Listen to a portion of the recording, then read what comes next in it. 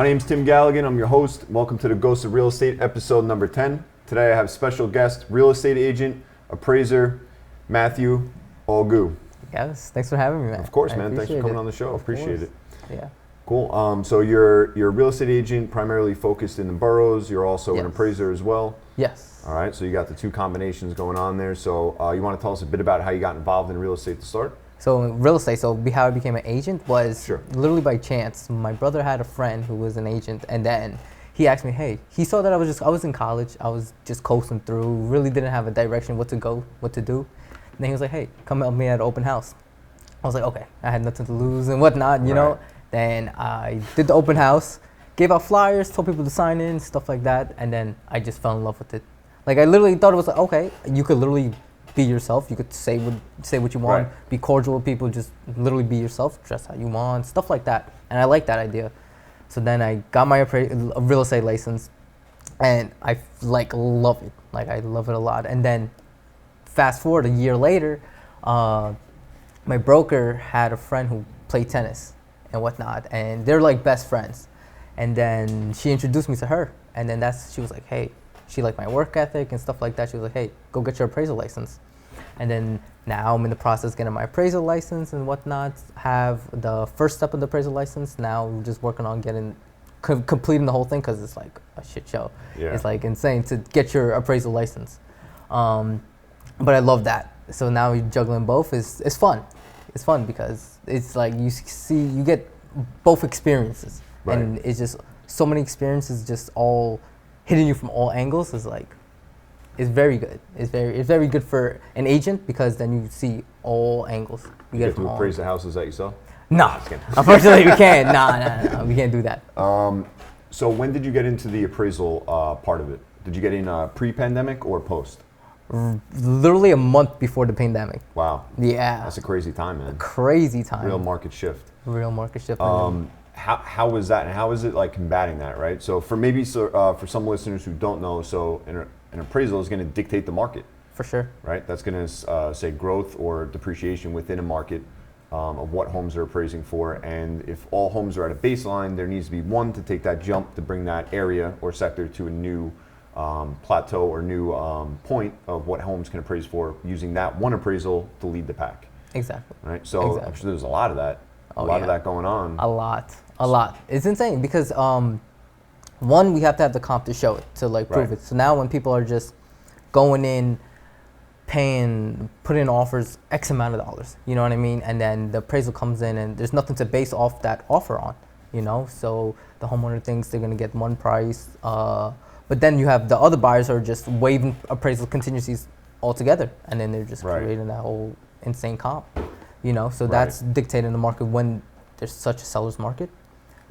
Appraisals, we're just running into it. Well, we're running into issues, but we also know what's going on in the market as well. But we are running into issues where properties are just going way above ask. And with the waiving of the appraisal contingency, that's what's making the market rise and rise and exactly. rise and rise. But the thing is, too, we have to wait until that comp is sold. So, like, once that comp is sold, that's when we could use it. We can't use it, say, it's in contract, stuff like that. We can't use it. Yeah, we could base it off of something, but we can't use it until it's a closed comp.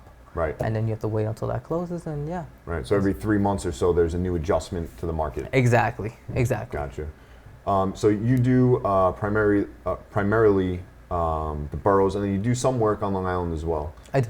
Yeah. Right? So mostly in the boroughs, though. Mostly in the boroughs. So how's real estate in the boroughs? So real estate in the boroughs. So Manhattan and Brooklyn. I would say mostly Manhattan, and with the pandemic, that took the biggest hit. Because everybody was leaving Manhattan to go to Long Island, so it was like feeding Long Island like crazy. And I know you're out in Long Island, so you're reaping the benefits from the whole movement, and whatnot. But now people are coming back. They went home. They went, hey, I want to be back in the city. The city's opening up now, so everybody wants to come back. And there's just a whole bunch of movement happening. People still in Long Island that haven't found a home. They're still in the market. There's a lot of them out there. Like I'm pretty sure you're experiencing right now. So it's like a whole bunch of movement just happening. Yeah, no, it's But crazy. it's not on the scale. It's hot. I would say, yeah, it's in Queens. It's pretty hot, but not on the scale of Long Island. Right. Yeah, because everybody's leaving there to go. So you say Queens is hot right now? Queens is pretty hot. It's pretty hot. It's more hot than Brooklyn, but Queens, because they're not paying Long Island taxes and whatnot, so Right. people are settling. Hey, I could get a yard space. I could get more bedrooms and whatnot. Let me settle for Queens. Right. You know, I don't have to go out to the city and whatnot. Don't have to pay Long Island taxes. I could settle in Queens. Right. But people still like the Long Island lifestyle. Queens is so different from Long Island. Yeah, so, definitely.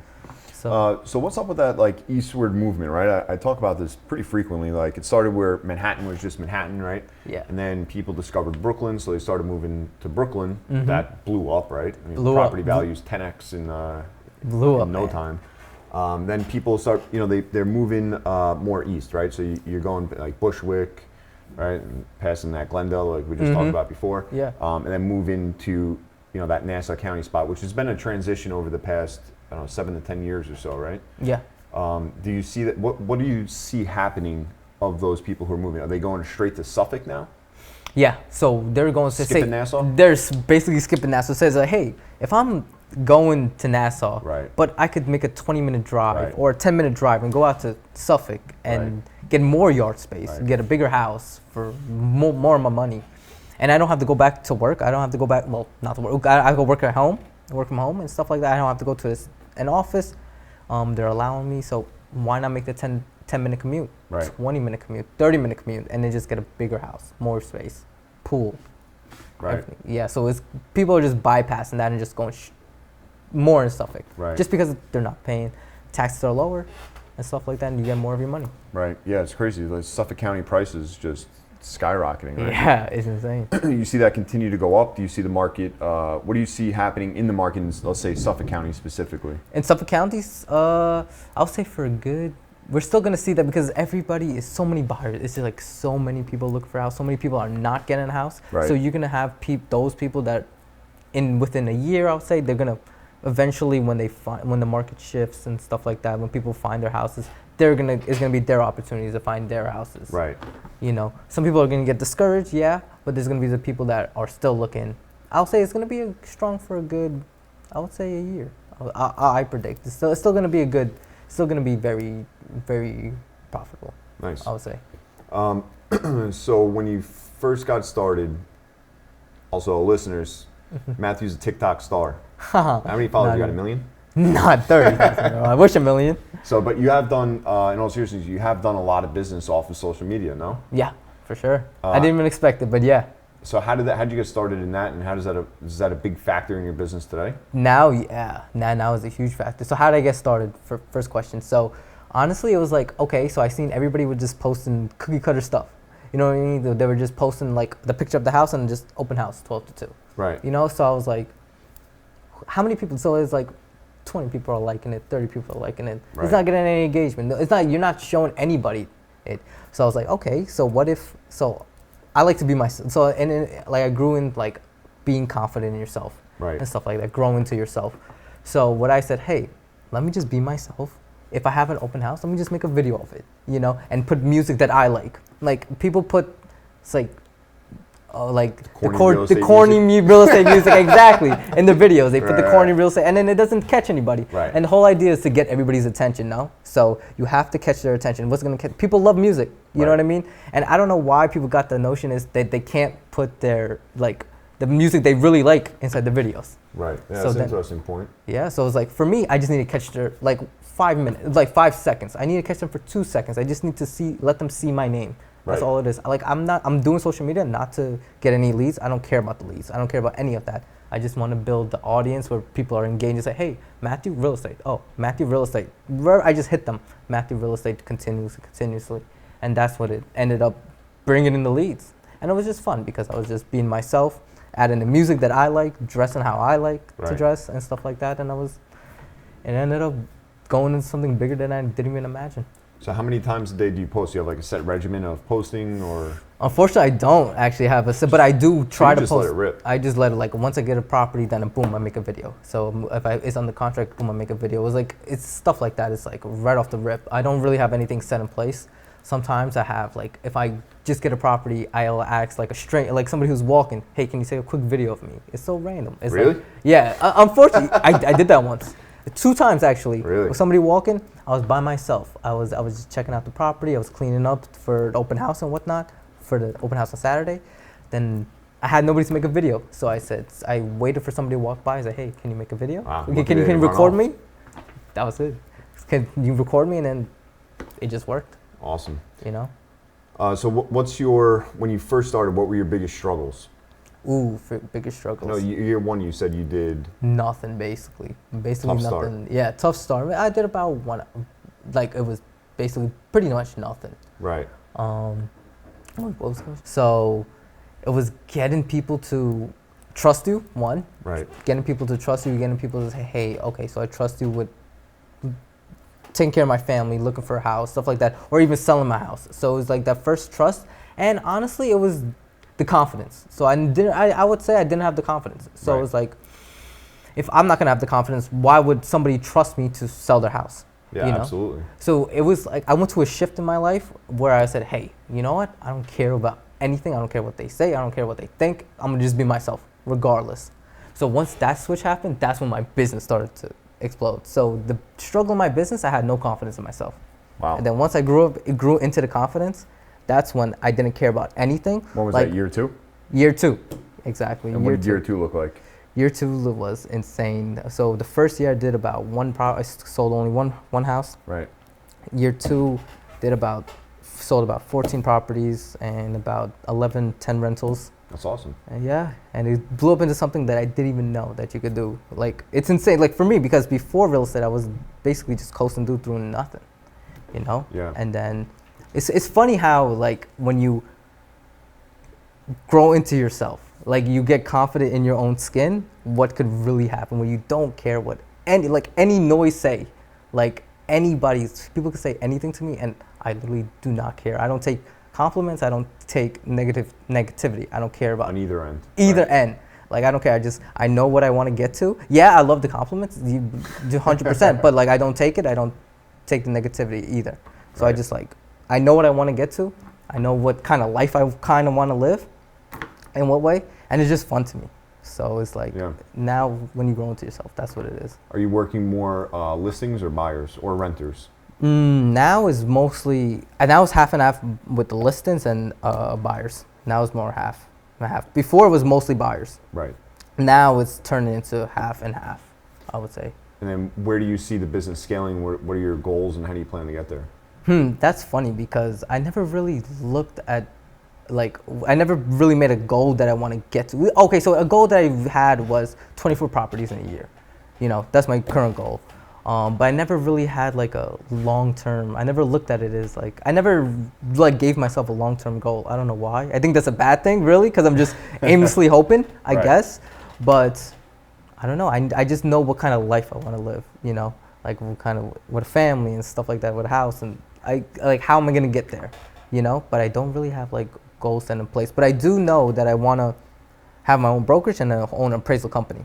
So I do know I want those. So you want to open your own real estate brokerage? Yes. Nice. Yes, in a certain way, it doesn't necessarily have it. Maybe have a good team around me, like that. But I definitely want to have my own appraisal company for sure. Nice. Not even a question. And then, so how does that work? The bank. So when you're an appraiser, the banks give you the jobs. They come in on a rotating basis, like a round robin. Yeah, basically. So you get clients. So you get Harmonies, you get private lenders, you get your regular lenders, stuff like that. So everybody gives you jobs. So as long as you make the relationships with everybody, and then they take you on as a client, you could take them on, and then stuff like that. And your jobs and then you have jobs from the banks. So the jobs just keep coming in. Got it. So your clients are the bank, right? So whether it be like Wells Fargo, Bank of America, exactly, big box banks, exactly, and then also non-QM as well. Exactly.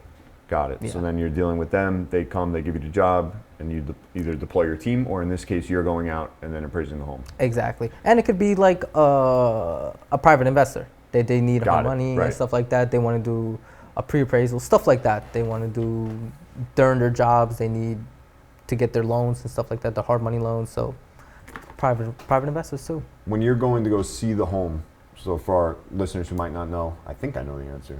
You obviously have a copy of the contract when you're going to go see the home. So you know what that home is under contract for. Yes. What percentage of those actually appraise in this market? Is it high? Is it low? So I would say things are. That's a tough question. Like, are the comps coming as the market's continually growing? Yes. Now, as days and weeks go by where things are closing, yeah. Right. So it becomes easier. It becomes easier on our end. With the comps there. With the comps there, yeah. Got it. But we have to wait for those times. So it's like what's going to happen this week with these houses, you know? Right. So it depends. It all depends on. Every situation is different. In an appraisal, so as an agent, when you're going to meet the appraiser, you want to bring a couple comps. Yeah. Right. You want to give them to the appraiser in a very, very nice way. Right. 100%. 100%. Listen, for me, I take all the comps because I want the agent to feel comfortable too. For sure. You know what I mean? Absolutely. Give me all the comps. Whatever it may be. Exactly. And then listen, if it's thing is, if you're bringing me a closed comp that's similar to it, right? We're gonna use it. You know what I mean? As long as it makes sense, we're 100% gonna use it. Right. And if you want us to use it, by all means. So what are some of those key elements that need to be taken into consideration in the comp as far as geographical radius? Yes. Style of home, things of that nature. How does that work? So style, interior square footage, exterior square footage, if your basement is finished, if they're not finished, but everything is adjusted. So let's say it's a perfect comp, exact same comp, but the basement is not finished. We have to adjust. Right. If That's it's like two similar houses. X. Exactly, minus X amount. Got it. If it's everything gets adjusted. If their lot size is a little smaller or a little bigger, we adjust. Right. If your house is 10,000 square footage compared to this one's 8,000. So we adjust. We make that adjustment. And is that an exact ratio? No. Like, for example, if my house is 500 square feet and yours is 1,000 square feet, right, and yours sells for $10,000, is mine automatically $5,000 if it's the same exact home? It all depends on what's finished, what's not finished. So it doesn't have to be the same exact number. We could do like a 2,000 adjustment, a 3,000 adjustment, stuff like that. Got it. So it could all be adjusted. A pool. A pool gets adjusted too. So adds. Yeah. Adds value. Adds value. So it's the urban myth that the pool decreases the value. It depends. It depends on how the owner maintains the pool. You know. Well, so if it's like exactly. So, but a pool would add value. Right. It would like I did an appraisal. Especially in this market, right? Especially in this market. Yeah, I'm actually gonna go on that. So we actually did an appraisal on a house that, this was so weird too. This was a pool in Park Slope. Wow. Yeah, insane. It was a pool in Park Slope. All right. And that just made this house so desirable, So it added a whole bunch of value on that. So to go back on your question, pools, yeah, they do add value. Wow, that's nuts. Say the biggest skyrocket in property value is Suffolk County happening now. Would you compare that to what it was in that eastward movement in Brooklyn and Queens in those specific areas? Well, Suffolk County is not even compared to what's happening in Queens and Brooklyn and whatnot. Right. In terms of increase in value. Inside Brooklyn, though, I would say there's an increase in townhouse values. More people are saying, hey, okay, so why am I paying X amount for one bedroom in Manhattan where I could go to Brooklyn and get a townhouse with 3 floors, 5 bedrooms, stuff like that. Right. So they're ultimately look for more space. But in Suffolk, like that increase in value is not comparing to Queens and Brooklyn. No, that one just flew. Yeah. It just took off like a rocket. Yeah. Plans for the future in the next 2 to 5 years. Where do you see yourself with the business itself? With the business, I do see myself still selling real estate, still mostly, but I see myself being more on the listing side. Yeah. Being more on the listing side. I do want to do more business in Manhattan, and I'm starting to get into Manhattan now. Have 2 listings in Manhattan, but nice. Yeah, I appreciate There's a lot of characters in Manhattan, right? Like real estate agents. Oh my God, what? Where did you come from? Stuff like that. Exactly. Like who are you? Like it's so hard. It's so cutthroat. It's a different set of rules over there, right? Whole different ball game. It's called no rules. Yeah. Listen, it's a whole different ball game. Like Long Island, like you come out to Long Island, everybody's nicer. Right. And stuff like that. You get paid. You don't have to worry about getting paid. Stuff like that. Yeah. So it's like that over there, huh? It's like that over there. It's like in Queens especially, you gotta fight for your commissions and stuff like that. But it's fun. Like I see it as fun. But the thing is like if you're a good agent out there, you can make a good amount. You can make a good living, you know? Right. And the thing is, it's like everybody's like set in place already in say certain markets. So then when they see like a new face coming in, people like to jump on it and stuff like that. I do feel like people give chances and whatnot. And then once you capitalize on that, you can just blow up into something bigger. Is there like 5 people who run Manhattan? Or is it not necessarily? Scattered? It's not necessarily like 5 people, like but the people that you see on TV. Oh, but the people you see on TV, they're like like Ryan Serhant and Frederick, like they're on like on a whole nother level. Really? They already have like things on lock, like they already have everything on level. But yeah, you still get the other agents that I'm sure it's similar to Long Island. You still have the big players, and you still have people still selling real estate, like maybe not on their scale, but they're still selling real estate. They're still making a good living and whatnot. Similar concept, but the thing is, it's just that it's harder. It's just harder to get a listing in Manhattan. Harder, just very much more harder. Like you can't really randomly call. Like you can't just randomly call somebody. You don't. Yeah. You know, it's more relationships. It's more relationships in Manhattan and Brooklyn and stuff like that. I would say you have to be more in tune with their life. You know? You agree with that. On one hand, you can kind of see it too. Like they're in a building, right? So they all live in the same place. There's X amount of people who live in that place. So if you can capture the building, that's the idea. Right? As a whole, that's in the whole name of the game. I would think that if the people who are living there now are selling, they're going to move. And what's the average stay time on a place in Manhattan or a place in Brooklyn or Queens? Well, Manhattan, Brooklyn, Queens is 3 different. So Manhattan is different because there's more co-ops, condos, and stuff like that. Queens is basically the same as like Long Island or anything like that. How long are people staying in a co-op? 2 years? Yeah, so sometimes you have to stay in 2 years. It all depends on the building. Right. It all depends on every building is different. Some co-op is the co-op boards and the co-op rules, so you have to follow the rules. Sometimes they don't let them sublease. Sometimes they don't until a certain amount of time. Sometimes they don't even let you rent it out. Sometimes co-ops you have to live in it for 2 years. Whatever they ask you to do, you just have to follow. Got it. So every building is different. But essentially, you could have that building if you had a few of them. You can have that as a recurring business after those 2 years and keep it flowing. For sure. Yeah, there's agents that like have a building on lock and then they're making a living off one building. Yeah. And they just have it on lock. Everybody knows them that that's the real estate agent for that building. Yeah, that's great. If you want to go this weekend, we just give like bagels and coffee. Set up oh my God, outside. They will love that. They will love that, 100%. Every Sunday morning. Man. Yeah, but people are friendly though. People are, oh my God, they would love that. That's an amazing idea, actually. Good stuff. That's actually an amazing idea. Yeah, man. Cool. Words of wisdom, anyone looking to get started in the real estate business, in the appraiser business, anything to do with real estate, what would be your one thought or piece of advice to them? One piece of advice. Go all in. So be confident in yourself and just, you have to go all in. You can't say, hey, I'm going to do this a little bit, I'm going to see how it goes. You're not going to get everything out of it. If you go all in and just forget about plan B, plan C, no. Forget about that. Plan B, plan C. Just go all in. Just plan A. Just plan A. There's no plan B. Just that's what I did. But there's no plan A. Maybe it's a bad thing. I don't know. But plan A, yeah. Just dive all in. Go all in. Once you go all in, you should be good. I believe. Yeah. And how can people reach you? What's your Instagram handle? What's your TikTok? Perfect. So my Instagram handle and TikTok is all social media is just my name, Matthew Algoo. My number is 347-272-5443. You can reach me anytime there. Call me. But yeah, if you find me anywhere, just my name, Matthew. Awesome. Nothing fancy. Cool deal, man. Matthew, it's been a pleasure. Thank you for having me, Tim. I appreciate it. Thanks for coming on, man. Of course.